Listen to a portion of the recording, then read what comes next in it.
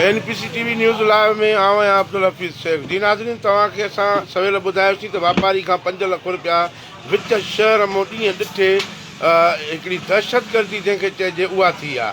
हीउ किराने जो वापारी आहे जंहिंखां फुर्ती आहे। तव्हांखे हुन सां ॻाल्हि ॿोल बि कराईंदुसि। केतिरी रक़म हुई? 4.5 लाख 5 लाख रक़म हुई। स्कूटर ॿिना, हिकिड़े मास्क पातल, हिकिड़ो बिना मास्क, पिस्टल हुन। अच्छा, हे जेको रफ़ीक शेख वटि असां इहा वीडियो वायरल बि कई हुईसीं, उन्हनि माण्हुनि मूं त नथा लॻनि न। या सुञाणप में न आया, असांखे जैसे करी वई। पिस्टल रखे मुंहिंजे मथां, हो पोइ ते ॿियो हुन मारे भाते उहो यूसुफ जेको नालो अथव। गाॾी तव्हां पिया हलायो? गाॾी मां पोइ हलायां।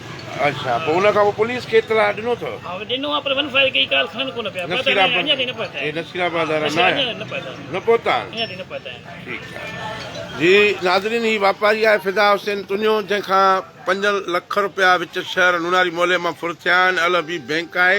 हीअ सॼो ॾींहं जो या थींदी आहे पेमेंट, उहा जमा कराईंदा आहिनि वापारनि खे।